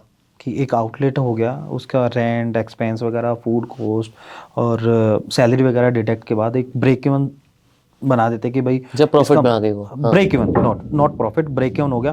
मान लो कोई भी एक आउटलेट है, उसको रनिंग के लिए मतलब मिनिमम सेल 4-4.5 लाख का चाहिए। अच्छा। जब तक वो उसको टच नहीं करता हम्म। और जितना भी उस बंदे ने इन्वेस्ट किया है उसका उसे 18% का पैसा नहीं आ रहा, तब तक हम लोग कोई रॉयल्टी चार्ज नहीं करते। साल भर का 18% रिटर्न नहीं आ रहा जब तक। हाँ, अच्छा। तो तब तक उस पर नहीं गया। जैसे ही उसको टच करता है, मान लो कि एक एवरेज में मार्क को पर डे का सेल 15,000 रुपये है, तो महीने में उसने 4.5 लाख का बिजनेस किया। जैसे अगर उसने 20,000 रुपये पर डे का किया और 6 लाख का बिजनेस किया और उसमें वो प्रॉफिटेबल आ रहा है, तो तब हम उससे 3% की रॉयल्टी चार्ज करते हैं। 3%। 3% की रॉयल्टी चार्ज, और वो भी उसी के ऊपर लगाते हैं, प्रॉफिट के ऊपर ही। नहीं उसी आउटलेट पे। अगर मैंने चार्ज किया कि 6 लाख रुपए, अगर 4.5 था, प्रॉफिट नहीं किया, कुछ नहीं किया, कोई चार्ज नहीं। 6 लाख किया तो 3% लिया, 6 लाख पे। मतलब 6 लाख का लिया मैं, 3% लिया, 18,000 रुपये लिया। 18,000 को भी उसी पे यूज़ किया, उसी आउटलेट पे। अच्छा। उसकी मार्केटिंग, डिजिटल मार्केटिंग हम लोग करते हैं, उसकी ऑडिट वगैरह होती है, वो टीम हमारी जाती है, एएसएम के लिए ट्रेनिंग के लिए गए, या फिर अदर जो भी चीज़ होती है, वो उसी बंदे को लगता है कि भाई ये जो मैंने पैसा कंपनी को दिया ना, तो कंपनी ने रिटर्न करके हमें दिया है। उससे हमारे पास बेनिफिट क्या होता है, एक तो चीज़ मेंटेन रहती है, ऑडिट प्रॉपरली होता है, तो उन लोगों को ये ऐसा रहता है कि भाई कंपनी का बंदा कभी भी आ सकता है, कभी भी चेक कर सकता है। वो क्वालिटी ऑफ फूड को मेंटेन रखते हैं, क्लीनिंग को मेंटेन रखते हैं। उसके साथ साथ जो कस्टमर फिर आता है ना, वो कस्टमर कभी भी यूँ नहीं हो जाता कि भाई वो फिक्स एक आउटलेट का हो, वो फिर वो ब्रांड का एक आउटलेट बन जाता है कस्टमर।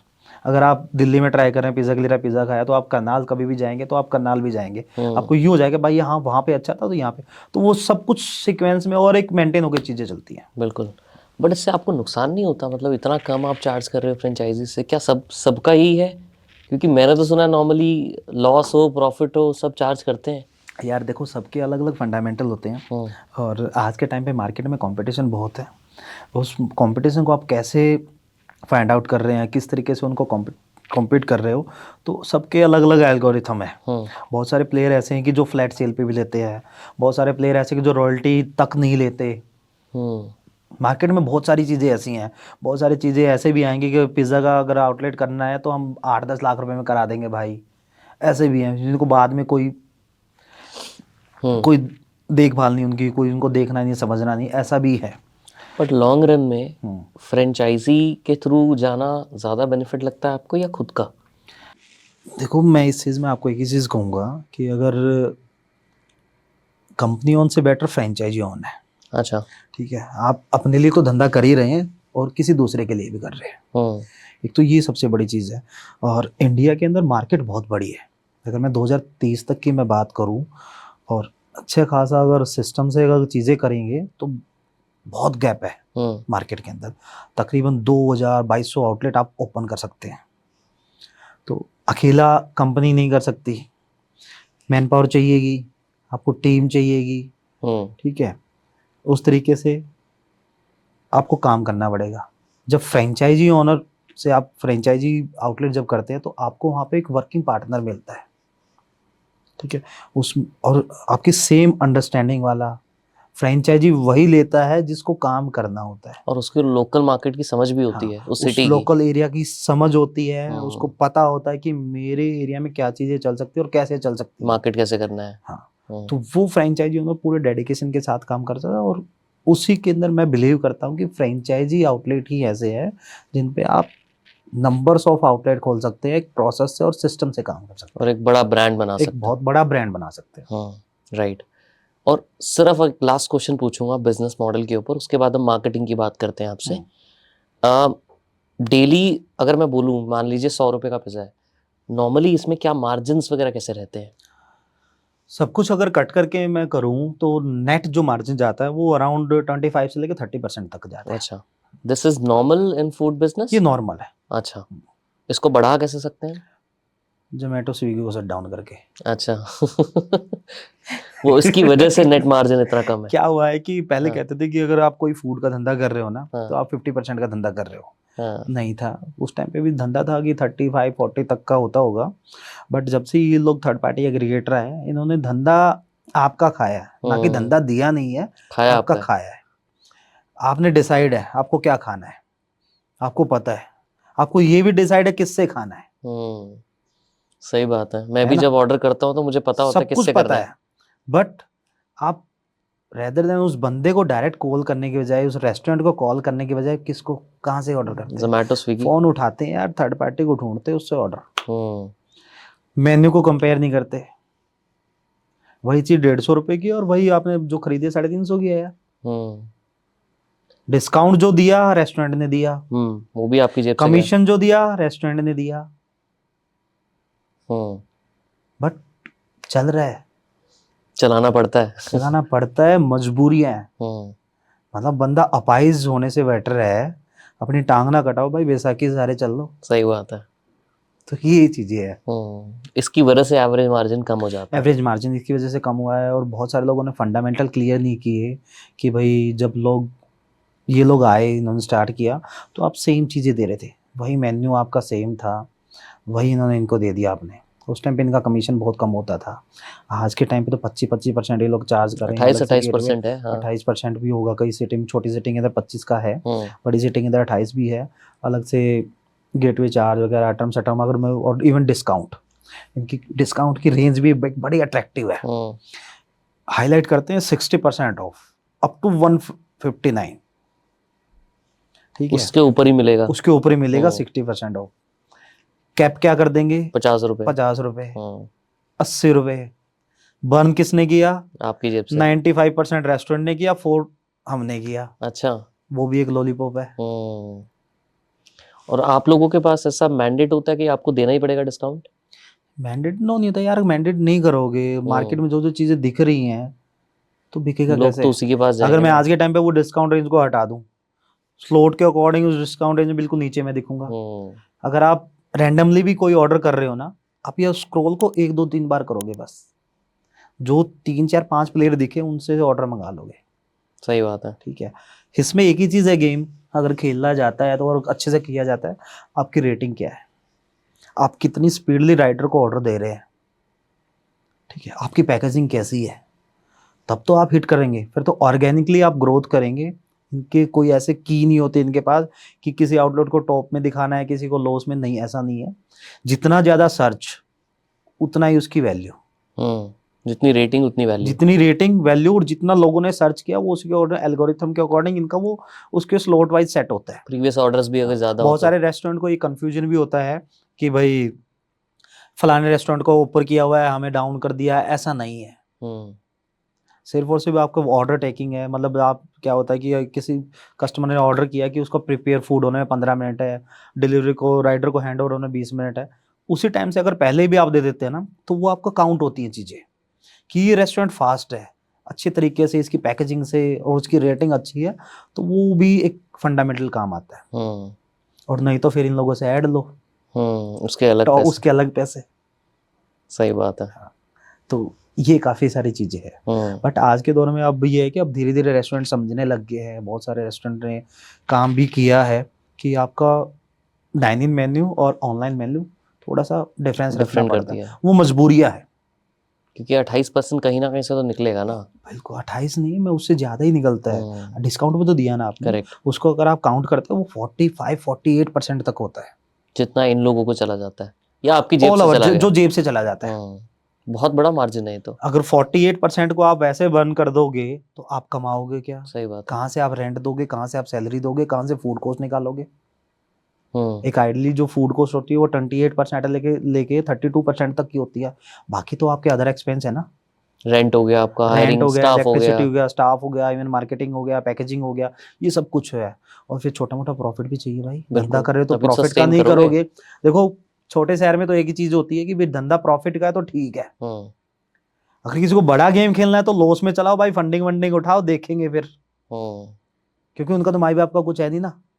हम लोग जैसे लोगों को सोचना पड़ता है सही बात है। कि भाई कमा रहे तो घर उसी से चलेगा, बिल्कुल। कोई नहीं देके जाने वाला, कोई तुम्हें ऐसा नहीं करेगा।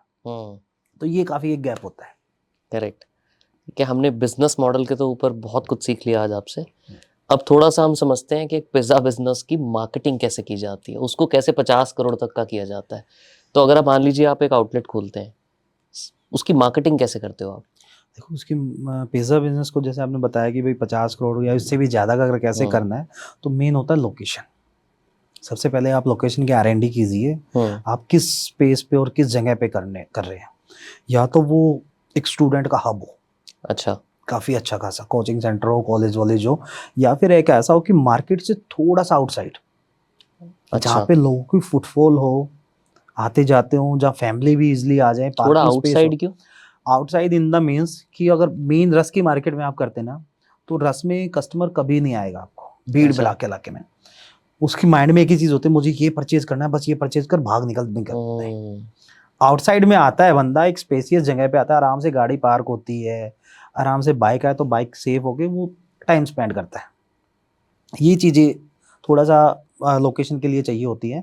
और उसके साथ साथ आपको किसी भी सिटी में आप कर रहे हैं ना, जो भी आप फूड कर रहे हैं या पिज़्ज़ा का ही कर रहे हैं, तो आइडेंटिफाई कीजिए ऑलरेडी प्लेयर कितने हैं, हम्म, उनको खुद सर्च कीजिए कि वो सेल क्या कर रहे हैं। एक आइडिया सा लगाइए, उन पे टाइम दीजिए, 10 दिन 15 दिन 20 दिन जो भी हो, आपको ये आइडिया हो जाता है कि इस सिटी की कैपेसिटी क्या है। बट कैसे पता लगाएं कि ये आउटलेट कितनी सेल कर रहा है? वो बताया ना अभी थोड़ी देर पहले कि टाइम देना पड़ेगा, उनमें विजिट करना पड़ेगा आपको। एक छोटा सा एक एग्जांपल देता हूँ, किसी भी रोड के ऊपर जब टोल टैक्स लगना होता है ना, तो एक साइड में एक बहुत 6-7 महीने 1 साल पहले ना एक गाड़ी खड़ी हो जाती है, अच्छा, वो जो नोटिस करती है कि इस रोड से कितनी गाड़ियाँ छोटी गई, कितने 4 व्हीलर गए, कितने ट्रक गए, कितनी बसेस गई, वो एक डाटा एनालाइज करती है। सेम चीज़ ये है, आप धंधा कर रहे हो तो आपको खुद एनालाइज करना पड़ेगा। तो आप उस आउटलेट पे जाके बैठ जाओ। उस आउटलेट पे वो जो मैंने बताया सिटी के अंदर प्लेयर, उनका एक आइडिया लीजिए कि भाई किस टाइम पे कौन कौन सा आउटलेट है। हो सके तो एक एक 2 दिन उन जगह पे लगाइए, उसके आसपास, उसके बाहर खड़े हो जाइए, अंदर बैठ जाइए, कहीं पे भी है। उससे आपको रफली आइडिया हो जाएगा कि लमसम इस आउटलेट की ये सेल होगी। जब पूरा प्लेयरों का पता करेंगे तो सिटी का साइज पता चलेगा, ये सिटी का साइज है। एक मैं आइडिया मान लूँ कि भाई एक सिटी का 2 लाख रुपए पर डे का सेल का आइडिया है, ठीक है, 4 प्लेयर है, ठीक है, 50-50 हज़ार के हैं, या फिर कोई हो सकता है लाख रुपए कोई की सेल का 75 हो, कर रहा हो, कोई हाँ। 75 का हो, एक आय बता जाता है। तो फिर आप अपनी मार्केटिंग स्ट्रेटजी क्या बनाना कि 20 से 30% को कैप्चर करना है। कैप्चर करना है। वो कैसे करना है, स्टूडेंट के थ्रू करना है, फैमिली के थ्रू करना है, तो उसी तरीके से अपने प्रोडक्ट को लॉन्च करो। हम्म, जब ओपनिंग कर रहे हैं तो कुछ अट्रैक्टिव आप ऑफर लेके जाइए कि एक बार कस्टमर आए, आपको आपके प्रोडक्ट के ऊपर खुद बिलीव होना चाहिए कि मेरा प्रोडक्ट जेन्युइन है, मैं रिपीट लेके आऊंगा। मैं दिल ठोक के मैं बोलता हूँ कि पिज्जा गलेरिया का प्रोडक्ट ओके है, कस्टमर रिपीट एक बार आ जाए, रिपीट मेरे को है। मैं जब क्वालिटी ऑफ फूड खिलाऊंगा ना, वो डेफिनेटली ऊपर आएगा। और साथ में प्राइस थोड़ा सा वेरिएंस रखना पड़ता है। स्टार्टिंग फेज में आप ऐसा मत सोचो कि आपको प्रॉफिट करना है, बट उनसे थोड़ा सा डाउन रखिए। जो भी मेजर प्लेयर, बड़ा प्लेयर है, उससे थोड़ा सा डाउन रखो और आप हिट करेंगे। तो प्रोडक्ट लॉन्च की आपने बात की, अब कोई आउटलेट खोलते हो तो कैसे प्रोडक्ट लॉन्च करते हो? प्रोडक्ट जब हम लॉन्च करते हैं तो हमारा तो एक सीधा सा फंडा है, हम लोग जो फर्स्ट 300 कस्टमर होते हैं उनको हम फ्री देते हैं, फ्री पिज्ज़ा देते हो? फ्री पिज़्ज़ा देते हैं। और 300 कस्टमर होते हैं, बट जो इनविटेशन होता है वो 1000 या 1500 लोगों तक हम डिस्ट्रीब्यूट करते हैं। वो कैसे, डोर टू डोर जाके? डोर टू डोर हैंगिंग कर दिया, न्यूज़पेपर के साथ इंसर्ट किया, आसपास की दुकानें होती हैं उनको किया, इवन ढोल एक्टिविटी करके। अच्छा, मतलब जैसे कल ओपनिंग है मेरा, तो आज हमने एक पूरी ढोल एक्टिविटी की, बैनर वैनर लिया, ऐसा ऐसा एक स्पेस खुल रहा है, आइए। तो इंडिया के अंदर फ्री में जब आप कुछ चीज़ें बेचते हैं ना, वो तो चलता ही चलता तो है। भैया मतलब बेशुमार हाँ, जो ना भी चीज़ लेने के होते हैं उसको भी लेने के लिए आते हैं। हम भी इजी लीड्स में ही करते हैं अपने बिजनेस में। हम तो सबको सब्सक्रिप्शन फी हाँ, देते हैं 1 तो महीने ऐसा की। ऐसा ही होता है कि आप क्लाइंट को लेके आ रहे हैं, और जो मैंने बताया कि आप फर्स्ट 300 कस्टमर फ्री हैं, हाँ, पहले आओ पहले पाओ, उस चक्कर में वो सब लोग आते हैं। ठीक है, 300 कस्टमर आ गया, फ्री आ गया, बाकी के बच गए 700, उनके रेफरेंस में भी लोग आएंगे। सही बात है। तो उस दिन ऑफर होता है बाय वन गेट वन का, या फिर ऑफर होता है आपका कोई भी मीडियम साइज का पिज़्ज़ा या फिर रेगुलर साइज का कोई पिज़्ज़ा 99 में। अच्छा, बाकियों को आप थोड़ा सस्ता कि दे उनको देते हो। लगता नहीं कि भाई हम लोग आए कि हमें कुछ नहीं मिला, बाय वन गेट वन लो, या कुछ भी चीज़ 99 में लो, खाली हाथ नहीं गया मतलब खाली कोई। हाथ नहीं गया। और उसने ट्राई किया, उसको अच्छा लगा, वो आएगा। यही सेम स्ट्रेटजी फॉलो ये करते हो सेम आप हर हर आउटलेट के अंदर यही स्ट्रेटजी होती है, इसी को करते हैं। साथ साथ डिजिटल मार्केटिंग का तो जमाना है ही आजकल, इंस्टाग्राम पे रील वगैरह खुद पोस्ट किया, इनको कराते हैं, इवन ओपनिंग का एड वेड रन करते हैं, ये चलता है। हम्म। और इंस्टाग्राम पे आपने बोला ऐड चलाते हो, इन्फ्लुएंसर मार्केटिंग भी आपने ट्राई की है? जहाँ नीड होती है, हम्म। मतलब उसमें क्या स्टार्टिंग करते फेस हो? में तो नहीं, ब्लॉगर को इनवाइट करते हैं अच्छा। कि सिटी वाइज कौन कौन ब्लॉगर है, उनको इनविटेशन डालते हैं, कोई एक्सेप्ट करता है, कोई नहीं करता, कोई कोलैबोरेशन करता है, और कोई ऐसे ही चलता है। तो जो आता है मोस्ट वेलकम, आइए और फूड ट्राई कीजिए, उसके आप लिए तो उनको दरवाजे फूड ओपन फ्री है। देते हो? हाँ, अच्छा। कोई पेड प्रमोशन नहीं, कोई उनको पेड चार्ज नहीं, ऐसे कोई अमाउंट नहीं मिलेगा। आप फूड आइए, आप एक आ रहे हैं, दो आ रहे हैं, चार आए हैं, जितने भी बंदे आ रहे हैं, आइए अपनी रील बनाइए, कीजिए एंजॉय। हम्म। अच्छा। वो आज भी हम इवन रनिंग के बाद भी आउटलेट कोई साल 2 साल 4 साल पुराना भी है ना, उसमें भी अगर कोई ब्लॉगर आना चाहता है तो आइए। अच्छा। ओके। और आपने इसका इम्पैक्ट देखा है कि इन्फ्लुएंसर मार्केटिंग का इम्पैक्ट होता है, फायदा होता है? जो ये रील्स वील्स डालते हैं लोग, मान लीजिए कि मैं आपके आउटलेट पे गया, मैंने खाना खाया और पिज्जा खाया और मैंने रील डाली, देखो इम्पैक्ट नजर आता है कुछ? देखो इम्पैक्ट को आप एक प्रॉपर आइडेंटिफाई भी नहीं कर सकते और हम्म। नेग्लेक्ट भी नहीं कर सकते इस चीज को, क्योंकि कस्टमर जो आ रहे हैं ना, हो सकता है कि आपको उस रील के बाद फुटफॉल बच जाए, हम्म। हो सकता है कि वो ऑर्गेनिकली भी आ रहा हो, बट किसी कस्टमर से तो नहीं पूछ सकते ना आप कि सही बात कैसे है। है। कोई अपने आप आगे बताए तो ये हाँ, बट एक रीच हो जाता है कि भाई किसी का रीच अगर अच्छा कर गया, ठीक ठाक वायरल हो गया है, हम्म। तो डेफिनेटली उसका इम्पैक्ट तो पड़ता ही है। आपने बोला कि यार कस्टमर मेरे को पता है एक बार आएगा तो रिपीट तो आएगा, हम्म। आप कैसे आइडेंटिफाई करते हो कि ये रिपीट कस्टमर है? यार पूरा डाटा होता है, क्या डेटा कलेक्ट करते हो? मतलब जो भी बिलिंग किया, जिसको अगर इन्होंने फ्री भी दिया है तो उसका नेम, उसका फ़ोन नंबर्स वगैरह होता है, उससे पता चल जाता है। और डायनेमिक रिपोर्ट जो हमारे पास होती हैं उसमें आउटलेट्स दिखता की, है कि ये उससे नंबर से। ये नंबर से ये आउटलेट आया, ये कस्टमर आया था, इतनी बार रिपीट है, अच्छा। उसको पूरा फाइंड आउट करते हैं। एवरेज ऑर्डर वैल्यू नॉर्मली क्या रहती है कस्टमर की? 250-300 तक 250 300। समझ गया। इसके अंदर आप व्हाट्सएप भी यूज करते हो मार्केटिंग के लिए? डेफिनेटली। उसमें क्या करते हो? बिल्कुल। ऑफर्स बेचते हो? नहीं, उसके लिए हम क्या करते हैं कि मान लो कस्टमर ने कॉल किया, डिलीवरी के लिए कॉल कर रहे हैं, डायरेक्ट आपके डायरेक्ट सेंटर पे? डायरेक्ट सेंटर पे कॉल किया, उसके पास तो हमारा नंबर है, हम्म। सेव भी किया हुआ है, उस नंबर को हम सेव कर लेते हैं। कस्टमर 1 2 3 4 5 ऐसे नंबर्स पे हम लोग रखते हैं, अच्छा। ठीक है। और व्हाट्सएप का स्टेटस हर कोई देखता है, हम्म। बंदा सोएगा उससे पहले स्टेटस देखेगा, जगेगा उससे पहले स्टेटस देखेगा। तो ये भी आपके अपनी एसओपी लाइफ का से पार्ट है? बेटर हाँ। उसको औरों को देखने झांकने की आदत है। ये हमारा बिजनेस का पॉइंट भी है एक, तो ये भी आपके एसओपी का पार्ट है ये एसओपी का पार्ट है। कि जो भी कस्टमर का कॉल आ रहा है उसका नंबर फोन में सेव फोन में सेव करो, क्योंकि उसने आपको ऑलरेडी सेव किया हुआ है, हम्म। आप भी सेव कीजिए। आप अपना ऑफर के अकॉर्डिंग, जो भी आपका ऑफर है पर डे का, कुछ स्टेटस में भी डाल दो। स्टेटस पे हर आउटलेट की ओपनिंग से पहले, मतलब हम्म। 10 बजे मेरा आउटलेट रन हो रहा है तो 10:10 से पहले उस दिन का ऑफर स्टेटस पे लग गया, जो 24 घंटे तक वैलिड है। वो किसी ना किसी टाइम पे तो देखेगा। सही बात है। अगर दिन के मान लो मुझे एंड ऑफ द डे कुछ भी है, मेरे 4000 5000 कस्टमर का डाटा सेव हो गया और मेरे कस्टमर ने 1500 ने देख लिया मेरा स्टेटस, क्या मुझे 50 कस्टमर भी ऑर्डर नहीं करेंगे? फ्री की मार्केटिंग होगी। सही बात है। वो कस्टमर आ गया। ये हरियाणा वाले ही सोच सकते हैं ये काम कि जुगाड़ कैसे करना है, हाँ, दिमाग कहाँ लगाना हरियाणा है। के खून में आप कह सकते हैं कि जुगाड़ है, हाँ। ठीक है। और फ्री में आप कितना गेन कर सकते हाँ, हो। वो देसीपन जो है ना वो हाँ, हरियाणा में थोड़ा वो ज्यादा है। है। जिस हिसाब से आपने ये आइडिया बताया कि यार स्टेटस में सेव कर लो, स्टेटस देख के लोग आते हैं, बिल्कुल आते हैं। बहुत क्रेजी आइडिया है वो। इसके अंदर सीजनैलिटी भी तो होती होगी डिमांड में, कि आज सर्दियों के दिनों में ज्यादा कंजम्पशन हो रही है, गर्मियों में कम, हाँ, ऐसा भी थोड़ा सा होता है? सेल का थोड़ा सा ज्यादा होता है कि अक्टूबर से लेके मार्च तक की सेल थोड़ी होती है, वो काफी अच्छी होती है, हाई होती है हाई होती है। और क्योंकि लोगों को सर्दियों में गर्म खाना पसंद है ऐसे, या क्या रीजन है? फूड ज्यादा खाते हैं। देखो गर्म की बात ही कहूंगा, इन दिनों में भूख भी ज्यादा लगती है, ठीक है, आपको हर 1 2 घंटे में कुछ ज्यादा यार कुछ खा ले, तो इसलिए भी है। और इन दिनों में आउटिंग भी बहुत ज्यादा करते हैं लोग। अच्छा। तो ये सीजनल तो है ही थोड़ा सा, बट मार्च, और मैं बात करूँ अप्रैल और मई में थोड़ा सा डाउन होता है, जून में फिर आ जाता है, छुट्टियां वुट्टियां हो जाती हैं तो ठीक ठाक होता है। उस टाइम पे डिलीवरी बेस थोड़ा ज्यादा हो जाता है आपके पास। ओके।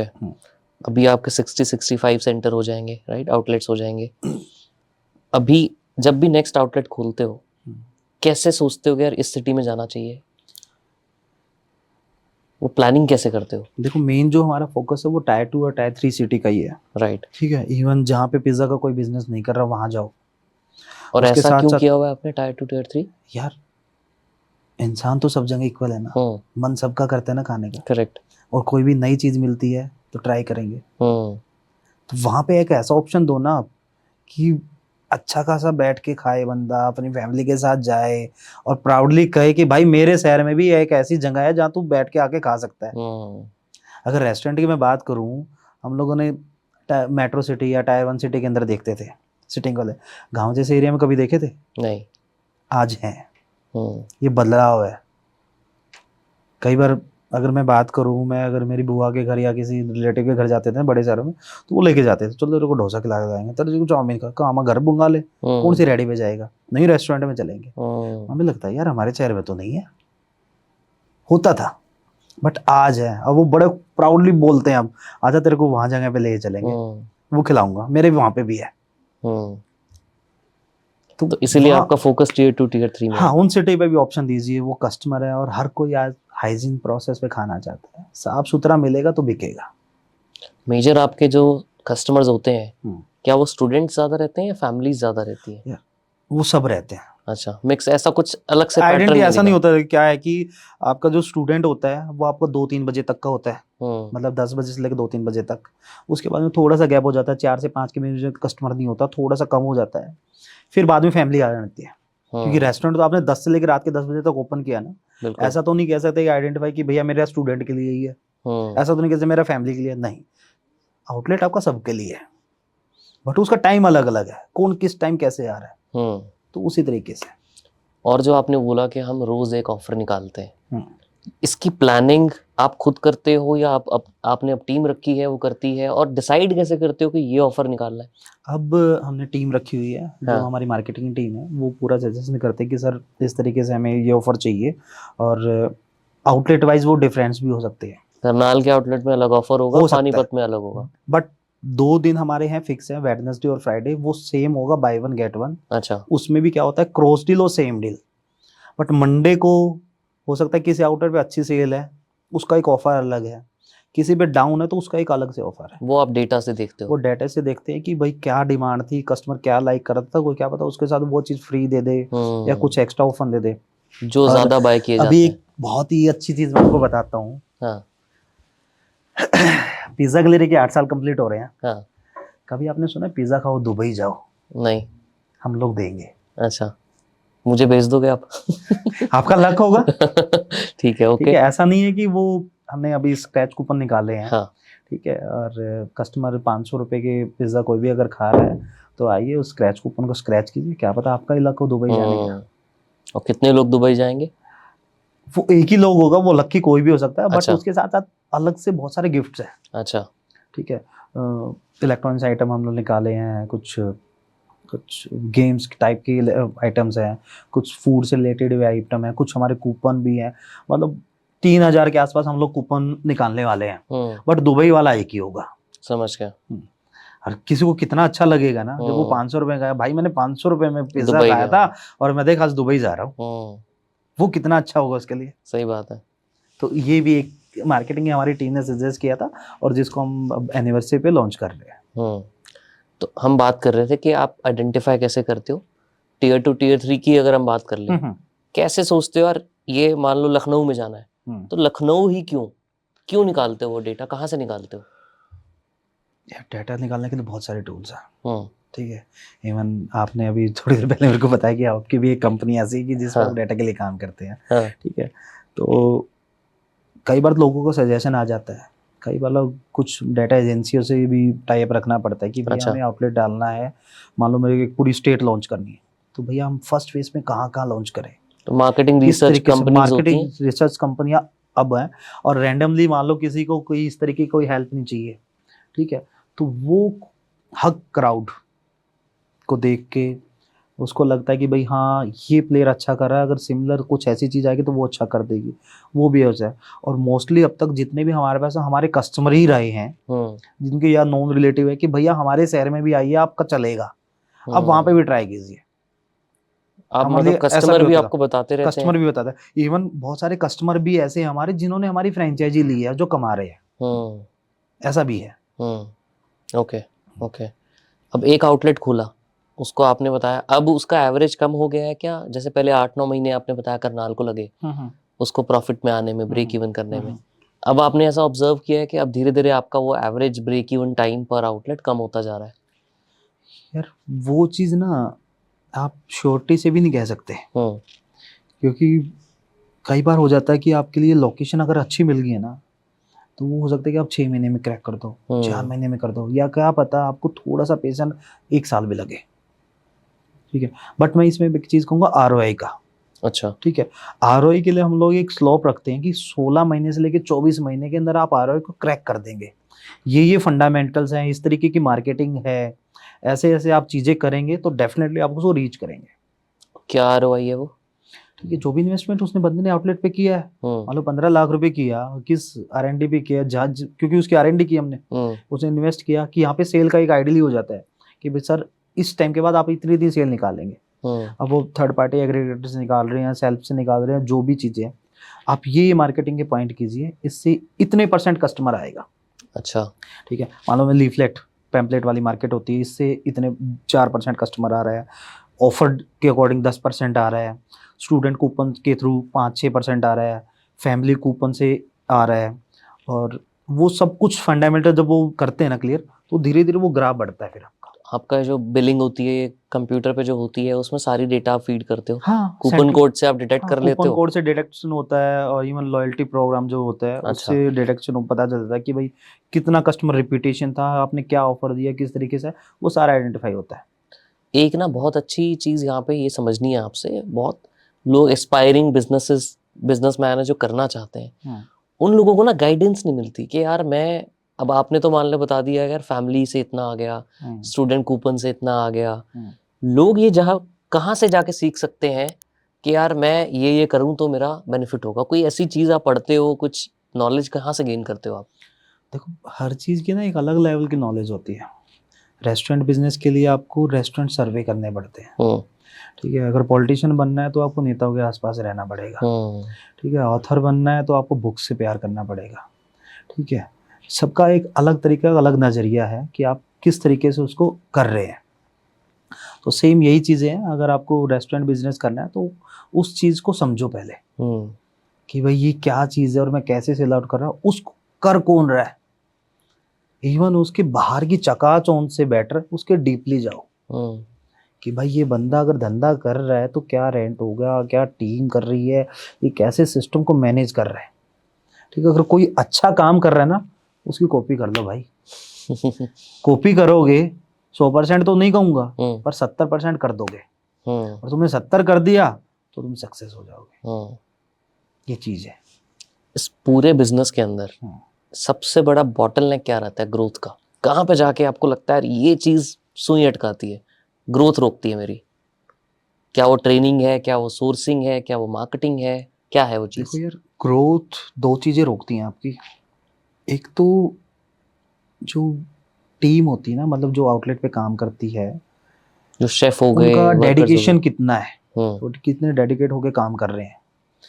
और दूसरा है आपके मेन जो हेड शेफ होते हैं वो कितनी स्पीडली फूड को बना रहे हैं, हम्म, ठीक है? पिज़्ज़ा का ऐसा बिजनेस है कि आपको बिल्कुल गरम गरम चाहिए, या अगर डिलीवरी भी जा रही है तो 30 मिनट, एक माइंडसेट कर दिया है ये कंपनी की, भाई 30 मिनट नहीं तो फ्री। हम्म, वो दे रहा है, बट हम लोग कैसे दे, हम्म।